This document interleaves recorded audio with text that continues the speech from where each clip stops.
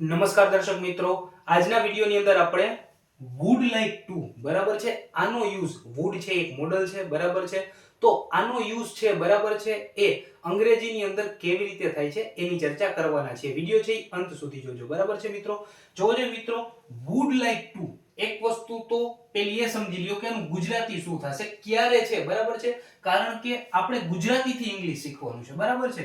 તો wood like two ક્યારે વપરાય, તો કે જ્યારે પણ કોઈ સેન્ટેન્સ ની અંદર માંગીશો, માંગશે, માંગીશું બરાબર છે આવું ઉચ્ચારણ આવે બરાબર છે.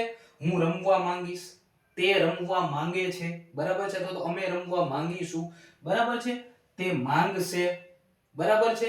જ્યારે પણ માંગીશ, માંગશે કે માંગીશું આવું ગુજરાતીની અંદર ઉચ્ચારણ થાય ત્યારે વુડ લાઈક ટુ નો યુઝ થાય છે બરાબર છે મિત્રો. એક બીજી વસ્તુ કે જ્યારે પણ વુડ લાઈક ટુ નો યુઝ થાય છે ત્યારે હંમેશા વુડ લાઈક ટુ પછી V1 આવશે. શું આવશે? V1. V1 એટલે ક્રિયાપદનું મૂળ રૂપ જે એકલું અટુલું છે તેવું બરાબર છે. હવે આપણે મિત્રો આને એટલે કે વુડ લાઈક ટુ છે બરાબર, એને આપણે એક્ઝામ્પલની મદદથી સમજીએ બરાબર છે. જો જઈ હું ક્રિકેટ રમવા માંગીશ. શું લીધું મેં મિત્રો? એક એક્ઝામ્પલ લીધું છે કે હું ક્રિકેટ રમવા માંગીશ બરાબર છે. હું ક્રિકેટ રમવા માંગીશ, હું એટલે આઈ બરાબર છે, વુડ લાઈક ટુ બરાબર છે, માંગીશ, હું ક્રિકેટ રમવા માંગીશ, આઈ વુડ લાઈક ટુ, પછી વર્બ આવે બરાબર છે. વર્બ શું છે? રમવું બરાબર છે. તો I would like to play શું? તો કે ક્રિકેટ બરાબર છે. હું રામને મળવા માંગીશ, હું રામને મળવા માંગીશ બરાબર છે. બીજું એક્ઝામ્પલ લઈએ આપણે, હું રામને મળવા માંગીશ, હું એટલે કે આઈ વુડ લાઈક ટુ, મળવા માટે meet, I would like to meet Ram, I wood like to meet Ram બરાબર છે. તો મિત્રો જે વુડ લાઈક ટુ છે બરાબર, એના પછી હંમેશા શું આવે છે? V1 આવે છે બરાબર છે. આ વસ્તુ યાદ રાખજો અને ખાસ માંગીશ, માંગશે અથવા તો માંગીશું બરાબર છે, એ આપણે યાદ રાખવાનું છે. હજી કોઈ આપણે ઉદાહરણ લઈએ બરાબર છે. હું તેને બરાબર અથવા તો હું રામને મળવા માંગીશ નહીં, હું રામને મળવા માંગીશ નહીં બરાબર. આનું નકાર વાક્ય આપણે બનાવીએ કે હું રામને મળવા માંગીશ નહીં. નહીં કહી દીધું બરાબર છે, તો શું આવશે મિત્રો? કે આઈ વુડ નોટ બરાબર છે, મોડલ પછી સીધું not, I would not like to meet Ram, I would not like to meet Ram બરાબર છે. હવે હું પ્રશ્ન પૂછું મિત્રો કે હું રામને મળવા માંગીશ, હું રામને મળવા માંગીશ બરાબર છે, તો વુડ છે એ પહેલા આવી જાય પ્રશ્નાર્થ વાક્યમાં, વુડ છે એ પહેલા આવી જાય.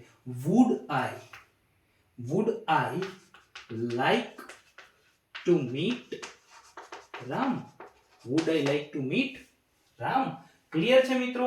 તો માંગીશ, માંગશે કે માંગીશું જ્યારે પણ કોઈ સેન્ટેન્સ છે બરાબર ઇંગ્લિશનું હોય અને એનું ઉચ્ચારણ ગુજરાતીમાં આવું થાય ત્યારે તમે વુડ લાઈક ટુ નો યુઝ કરશો બરાબર છે. ઘણી વખત સ્ટેજ પ્રોગ્રામ હોય બરાબર છે, તમારી સ્કૂલની અંદર કોઈ કાર્યક્રમનું આયોજન થયેલું હોય અને તમે માની લો કે એન્કરિંગ કરો છો બરાબર, અને તમારે તમારા પ્રિન્સિપાલને સ્ટેજ ઉપર બોલાવવા છે, ત્યારે તમે શું કહેશો કે હું મારા પ્રિન્સિપાલને સ્ટેજ ઉપર બોલાવવા માંગીશ, તો I would like to call my principal on the stage.